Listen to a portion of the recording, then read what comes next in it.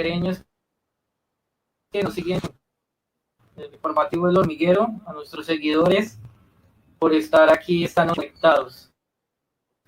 Se encuentra Blas Melendo de Tancuro, veterinario de la Universidad del Tolima, y que viene a contarnos sobre el capitalismo solidario. Bienvenido, Nicolás. Hola, ¿cómo estás, Esteban? Muy bien, por acá interesado en transmitir este mensaje tan interesante que pues en Colombia sea con este tema y todo lo que estamos viendo podemos llegar a un cambio y poderlo afrontar y poder vivir a través de este sistema que es el capitalismo solidario.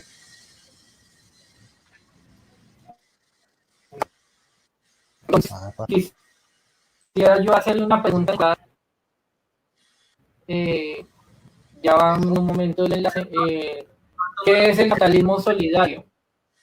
Bueno, como tal, el término, el capitalismo solidario, está basado en un autor, si quieres esperar un momentico, que es un autor, una persona que se llama Rich DeVos, es un inmigrante holandés que fue a los Estados Unidos en una época que fue muy difícil en los Estados Unidos, que fue la depresión del final de los 20. Y su familia de inmigrantes eran personas muy obreras, su papá de hecho era ascensorista, y tomó la decisión desde muy pequeño trabajar.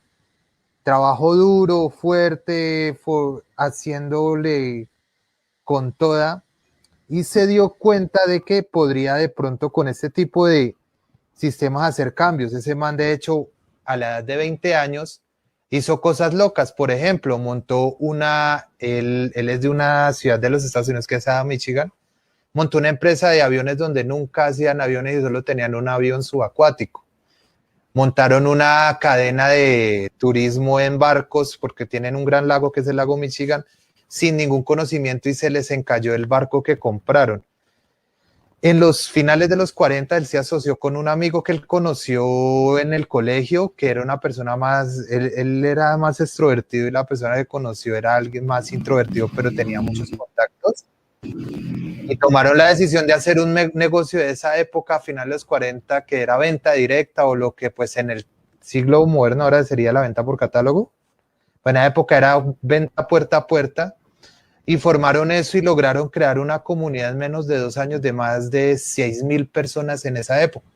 Y a finales de los 50, cuando curiosamente estábamos viviendo en el mundo la Guerra Fría, el tema de la Guerra Fría, la incertidumbre de que cuál potencia, si el comunismo de la Unión Soviética o el capitalismo salvaje de los Estados Unidos, estaban en esa puya, y que en esos tiempos también en Cuba Fidel Castro hizo la integración de la isla y se tomó la isla de Cuba. Formaron una compañía pues que todo el mundo conoce, que es Amway, en esa época, y empezaron con un producto biodegradable. Hablamos de finales de los 50, donde estaba el auge de la Revolución Verde. Eso de pronto ya lo van a conocer más nuestros abuelitos, que era el tema de que todo lo que fuera químico era bueno. Entonces se usaba químicos para fertilizar los suelos, se usaba químicos para matar las plagas, y un abuso de tanto tipo de pesticidas que han tenido los impactos incluso en este siglo XXI, que es donde estamos viviendo las consecuencias de ese abuso. Y crearon una compañía con un producto biodegradable. Y el man, después de crear eso, en unos 3 años empezó a tener un crecimiento tan brutal porque él tenía un concepto diferente. El concepto de él era que en vez de como vivir en el mundo tradicional, a ti tú compras un producto, bien, un servicio, directamente usted se lo compraba a esa compañía y eliminaba los intermediarios, y las ganancias se las distribuyeran a esas personas que hacían parte de esa compañía. Tanto fue el éxito del man empezando en esa época, que llegó incluso a crear su primer libro que se llamó Vendiendo América, que él es muy claro al decir en el Vendiendo América que él lo que más le tenía miedo era que en esa época las personas consideraban que la economía del comunismo era la economía del futuro de los Estados Unidos, cuando en esa época, después de haber ganado la Segunda Guerra Mundial, bueno, con los aliados de la Segunda Guerra Mundial, la economía de los Estados Unidos con esa Guerra Fría estaba decayendo. Ese fue el primer precepto del cuando empezó y pues yendo avanzando en el tiempo, el man, él pues ya murió hace algunos años. Su idea del capitalismo solidario es tan grande que en los últimos años de su vida, el man, cuando iba a otro país en el mundo, era más admirado que los mismos presidentes. De hecho, él cuenta una anécdota cuando fue a Tailandia, que él llegó que casi 2.000, 3.000 personas a recibirlo en un vuelo. ¿Por qué qué? Porque su idea en un país de Tailandia, cuando era un país que todavía no estaba en crecimiento como lo es ahora, sino era un país, digamos, como muy parecido a lo que estamos viviendo nosotros en este tiempo, que hay desigualdad social, hay pobreza extrema, hay hambre, hay personas que desafortunadamente tienen muchos estudios o son profesionales, como es el caso suyo, el caso mío, el caso de los jóvenes, en especial la generación Y, ¿no? Que somos los que más somos sobrecalificados. En esa época, él con esa oportunidad del negocio de Amway pudo darle la oportunidad a la gente que pudiera tener ingresos para crear lo que quieran. Y eso es como tal la base, la idea del capitalismo solidario de él. Pero digamos, ¿cómo es el concepto aplicado a la realidad de la economía del mundo? Digamos, hay que entender pues tres términos. Se estaba comentando, entonces, el capitalismo pues a él era tan apreciado en la sociedad en sus últimos años que él empezó a hacer filantropía, montó fundaciones. De hecho, él fue capaz de la ciudad pequeña de Michigan, que es una ciudad, es como Ibagué, hablando es como Ibagué grande, tener hoteles 5 estrellas, tener hospitales de primer nivel, ser una referencia de gigantes industriales y estar completamente en actualización y estar adaptados a los temas sociales que se viven. De hecho, en esa época y en la actualidad en los Estados Unidos, lo que es Michigan, esta zona de Michigan de los Estados Unidos, es la zona industrial y un mini Silicon Valley en otra parte de los Estados Unidos. Gracias a esa idea tan interesante que el fundó en 1959. Pero ya hablando del capitalismo solidario, el capitalismo solidario, digamos, hay que entender tres conceptos básicos que son las economías del mundo, ¿no? La economía del mundo se basa en tres ideas económicas en la actualidad: el capitalismo, el comunismo y el socialismo, ¿no? Muchos confunden las tres vertientes económicas y se enfocan, no, que digamos el capitalismo es muy malo porque solo promueve la propiedad privada y solo los más ricos se hacen ricos, o dicen que el comunismo es bueno y malo a la vez porque solo el Estado toma las decisiones de cómo se van a mover las vertientes económicas de la sociedad, o el socialismo es grave porque solo los trabajadores toman la decisión de cómo se maneja la economía del país. Pues yo diría que en la actualidad, y hablando de Colombia, hablando específicamente en Colombia, el mejor sistema económico que podría funcionar en este país es el capitalismo. ¿Qué ocurre? Acá en Colombia ocurre un fenómeno muy interesante. El fenómeno que ocurre acá es que estamos viviendo el capitalismo clientelista o capitalismo monopolista que se vivía en los años 20 en los Estados Unidos con los gigantes de la industria, tema JP Morgan, Rockefeller, ¿sí? Del Carnegie, bueno, esos manes acá se viven. Entonces acá hay unos pulpos corporativos, no voy a hablar de nombres, pero pues todos ustedes lo conocen, los cuales son dueños de los medios de comunicación tradicionales, son dueños de las principales fuentes de economías del país, y ellos toman las decisiones sobre cómo se deben regir las cosas. De hecho, es tan loco ese sistema capitalista, clientelista, que pueden elegir alcaldes, pueden elegir presidentes, pueden elegir las leyes que les convengan a ellos y las personas sufran y no haya esa igualdad. Cosa que de pronto en otros países no se ve. De hecho, mira que hablando de cosas, si nos ponemos a ver en el siglo XXI países como Rusia, que nosotros diríamos, no, Rusia es un comunismo, que sea la Unión Soviética y qué tal es. Ellos son un capitalismo. Y de hecho son el tercer país exportador de gas y de petróleo en el mundo. Y son un país basado en el turismo. Mira, el gran ejemplo, yo diría que el capitalismo solidario que se puede vivir en el mundo es la Unión Europea, que en los cuales, hablando del tema del capitalismo ya solidario como tal, es sencillamente entenderlo de que si entre todos nos ayudamos, a todos nos va a ir muy bien. ese es el gran ejemplo del capitalismo solidario, era la Unión Europea. Entonces, cuando hubo la crisis en el 2008, lo que ocurre en los países de la Unión Europea es que cuando fue la crisis del 2008, que hubieron crisis en Grecia, hubieron crisis en diferentes lugares, ellos tomaron las decisiones de que parte de los ingresos de la Unión Europea fueran a esos países para evitar de que se entraran en crisis. Eso es el capitalismo solidario. Entonces, si yo, por ejemplo, veo que tú estás en dificultades, yo te puedo dar una herramienta para que generes ingresos, cosas que no pasan en el capitalismo clientelista, que lo único que importa es la propiedad privada. Si no hay propiedad privada, no hay empleos, si no hay empleos, no hay dinero. Entonces, esa es de pronto la diferencia. Y de hecho, el mismo Ruiz de Vos se basa en una fórmula que es muy sencilla, que es la fórmula de generar dinero en el capitalismo, que es energía humana por herramientas sobre recursos. Entonces, los recursos son los recursos que tenemos en nuestro entorno, en nuestro planeta. La energía humana es el esfuerzo que nosotros ponemos y las herramientas, por ejemplo, no es lo mismo, hablando ya, digamos, del campo, una persona que bolea azadón a un tractor que le are la tierra. Pues es menos desgaste de energía humana y menos y más oportunidad con el tractor. Pero ¿qué pasa? Digamos en Colombia. En Colombia, la persona que maneja el tractor y la persona que bolea azadón están en las mismas condiciones. Cosa que no pasa, por ejemplo, en los Estados Unidos o en Europa, que el campesino tiene las oportunidades de tener su cultivo asegurado y las herramientas para poder hacer de las mejores condiciones ese cultivo. ¿Listo? Así pase algo malo, de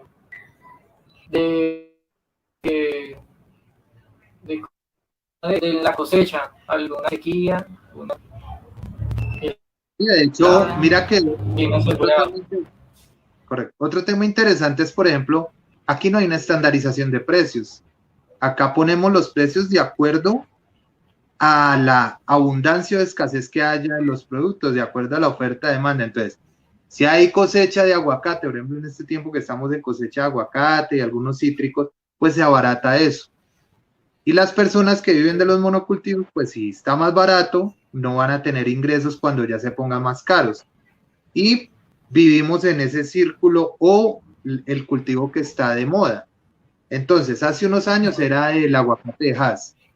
En estos tiempos son los cítricos. Posteriormente va a ser, no sé, otra cosa, la gulupa o cualquier otra cosa. Y los pobres campesinos se enfocan en pensar en lo que está de moda y no más bien lo que puede darle estabilidad a los precios. Ya.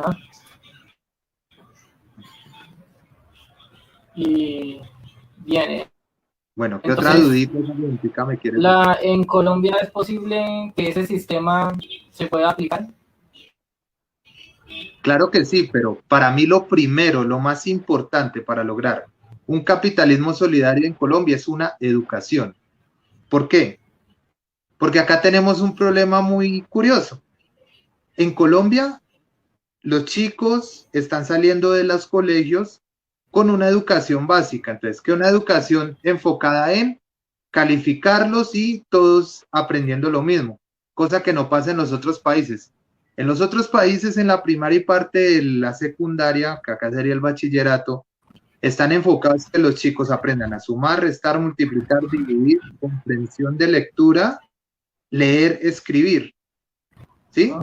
El otro tiempo lo dedican en tomar sus competencias y sus destrezas. Ese, por ejemplo, es el gran éxito del método educativo japonés, o el método educativo europeo, o el método educativo canadiense, que miran las destrezas de cada chico y lo enfocan en ese sentido.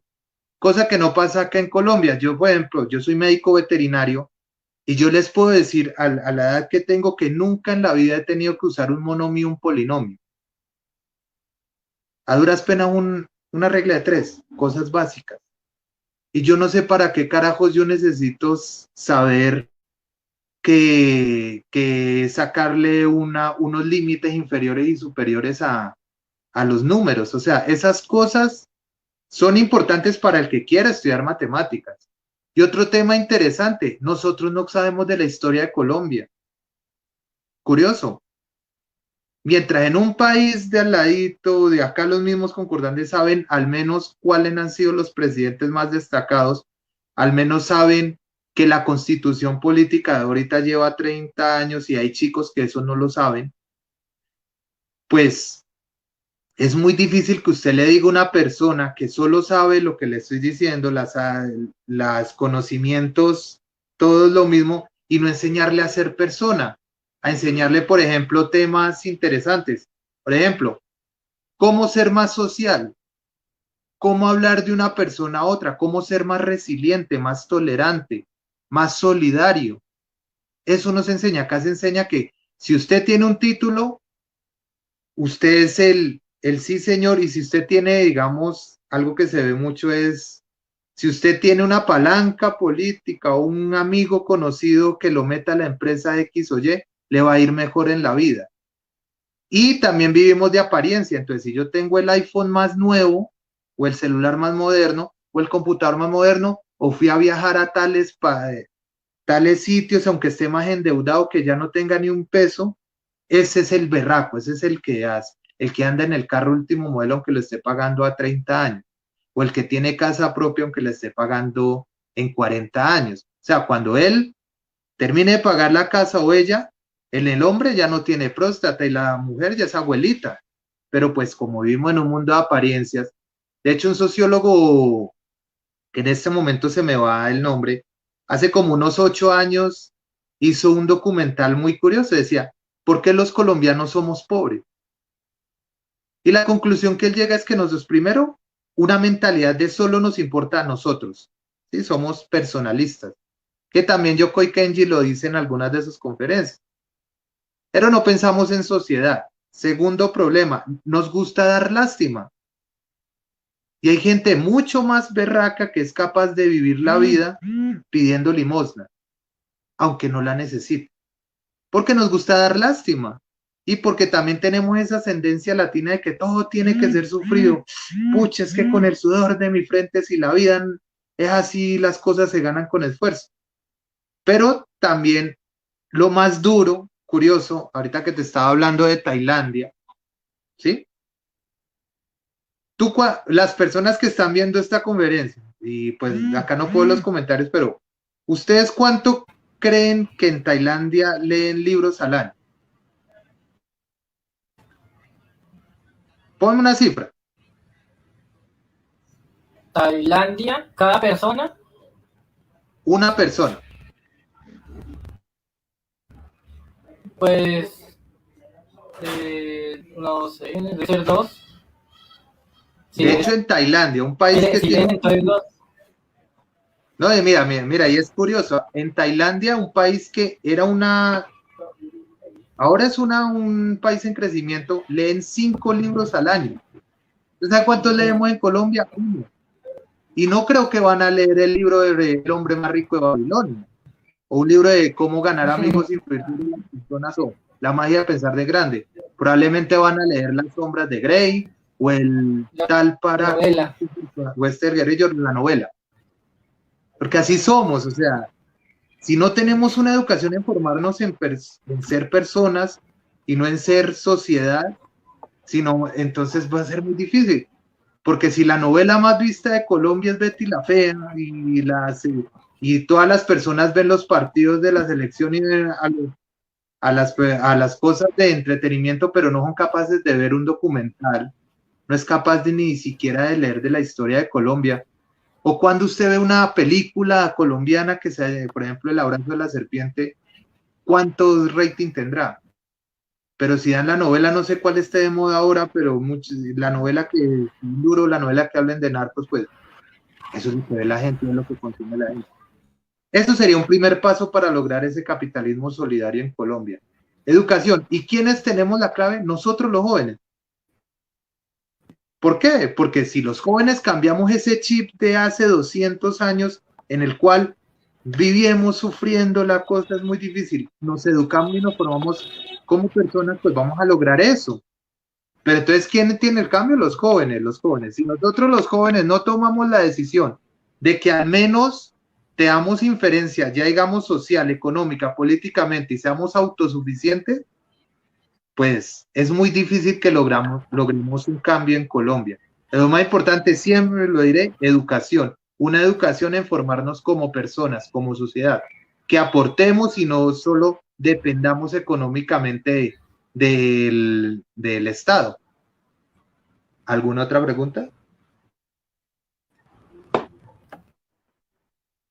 Pero entonces, de acuerdo a eso, ¿qué tenemos que hacer nosotros, los jóvenes del paro, todos los jóvenes que salimos a movilizarnos? Listo. Como, por ejemplo, Si este capitalismo solidario es el camino, ¿qué hacemos? Para lo primero tenemos que empezar, para lograr eso, lo primero, debemos buscar tener inferencia política. Es increíble de que en un país como Colombia, la población que menos vota son las personas más jóvenes. O sea, mira, me acuerdo cuando yo fui testigo electoral y cuando fui jurado de votación, que les tenían que dar un diploma por primera vez a los jóvenes para decir que votaron. Y que la gente, los chinos, las personas, votan porque les van a dar un descuento en una universidad o en un instituto, o les van a dar una vaina, o lo van a meter en un subsidio de algo. O sea, eso es triste. Y somos un país democrático. Porque lo primero, entonces, esos chicos que se están manifestando en mi club, que yo también he salido a marchar, tenemos que hacer activismo político y mirar una opción que se enfoque en eso, en educación, y que podamos lograr ese capitalismo solidario, que es lo que realmente es el ideal en este país, pues en mi opinión personal. Bien. Y para finalizar, entonces, Nicolás, pienso yo que si un próximo presidente, uno de que Colombia debe, o sea, siempre en la historia lo han querido llevar por el camino de ser un modelo agrario. Lastimosamente ahí, Manuel Santos, Álvaro Uribe y otros han querido acabarlo con el petróleo, del carbón, del Moro, sin importar los daños al medio ambiente. Y ahorita Gustavo Petro es alguien que propone que transformarse, esa prima, darle a los campesinos lo que necesitan para que se cultive, se produzca esa materia prima, se transforme, otros monten una microempresas en el país que produzcan y exporten. Bien. El capitalismo solidario puede aplicar en el sector de Colombia. Sí, pues digamos, si tú te pones a basarte en la idea del progresista y socialdemócrata del candidato Gustavo Petro, tiene muchas cositas que tienen acordado a eso. Es una opción, pero lo más importante, yo te diría, cuando una persona vaya a tomar una decisión de elegir una u otra opción, enfóquense en leer las propuestas. O sea, yo pongo el caso de las elecciones pasadas. Digamos, en las elecciones pasadas hubieron candidatos que tenían unas propuestas interesantes de la tendencia de la derecha. O sea, había un man que incluso hizo 2 libros de propuestas y la gente fue tan básica de que tomó la decisión de ir a uno o al otro solo por una tendencia, por una fake news, porque lo miraron feo, lo miraron otro. Entonces yo los invito a que lean las propuestas, lean el historial político de las personas y vean qué realmente es lo que necesita el país para lograr ese cambio. Pero pues para eso hay que primero leer. Y no solo leer chismes en Facebook, no solo ver imágenes en Instagram. O sea, eso es chévere, y ver canales de YouTube es chévere, sí, eso es chévere. Pero leamos más, o sea, tenemos la capacidad de con un dedito, ver toda la información que se les ocurra para lograr un cambio, pero si no leemos es muy difícil y vas a ser muy influenciable, entonces va a venir un lobo vestido de y te va a decir, es que yo te prometo tan y tan y tan y tan y tan y tan, y eliges él, o porque venga que es que lo voy a contratar en esta empresita o este contratito, pero tienen que votarme por mí, pues tenemos que tener autonomía y ver quiénes realmente son las personas que pueden llevar el futuro de nuestro país por buen camino. Y de hecho, y bueno, una por lo que decías, digamos, llevamos muchos años pensando que el extractivismo y ese sector secundario y terciario es la materia de Colombia, pero seamos francos, Colombia es un país agrícola, es un país de sector primario. Yo, por ejemplo, que soy veterinario, yo veo que el agro y lo pecuario tiene mucha fuerza en Colombia, pero ¿cuál es el problema? Es un problema de los dos lados. Por un lado, que el gobierno, el Estado, no le invierte mucho a los productores agrícolas y pecuarios. Y por otro, ese arraigo de que las cosas se hacían mejor antes que lo que se hacen ahora. Acá, por ejemplo, en Colombia falta mucha tecnificación. O sea, si en un país tan cercano como Costa Rica hay, te voy a hablar del tema pecuario, hablando de las ganaderías, hay ganadería de precisión, ganadería ecológica, buenas prácticas ganaderas. Allá optimizan los recursos. Acá seguimos pensando de que botar unas vacas en un potrero extensivo con alambre de púa y que en 4 años ganen 400 kilos de la machera. O pensamos que la vaquita de 3 botellitas, 7 botellitas es la que sirve. Ni siquiera hay mejoramiento genético en el tema pecuario. Y ni qué decir de los veterinarios. Es increíble que hay 52 facultades de medicina veterinaria o medicina veterinaria, zootecnia o zootecnia, y de esas 52 facultades yo diría que menos del 10% de los veterinarios se enfocan en los grandes animales y en el área pecuaria. Muchos quieren o meterse a una empresa o a distribuir medicamentos en una empresa, o la tercera opción es trabajar con perritos, que no está mal, pero en Colombia necesitamos es gente que le trabaje a lo pecuario, a las ganaderías, a las lecherías, a las porcícolas, a las avícolas, que ayuden a lograr que nos tecnifiquemos, que promovamos esos interesantes temas, porque digamos, ahorita Colombia tiene muchas ventajas. Mira, hace una semana acá en el sector, no sé si acá estén personas que tengan porcícolas, estamos declarados como zona libre de peste porcina clásica. Eso es una gran ventaja, porque podríamos en algún momento exportar la carne de cerdo, pero pues mientras sigamos creyendo de que tener marranos en una cochera y dándoles la basa o la mal llamada guamasa vamos a lograr algo, pues muy difícil.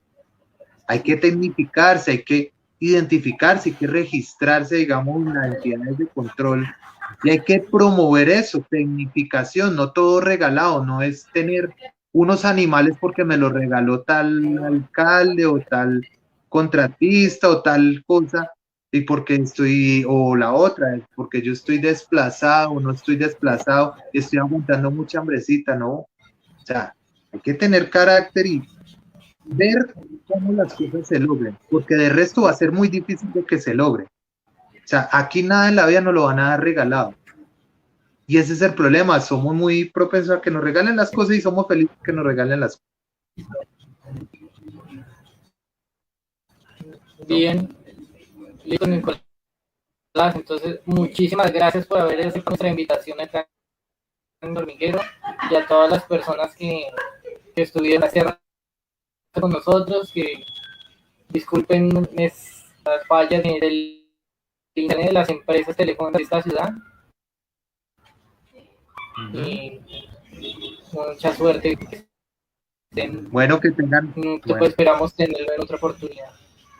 Bueno, muchas gracias, que tengan una buena noche, espero que les haya servido algo, que al menos algunas personas se hayan tocado la cabeza y pensar diferente para lograr un cambio en Colombia. Gracias. Bueno.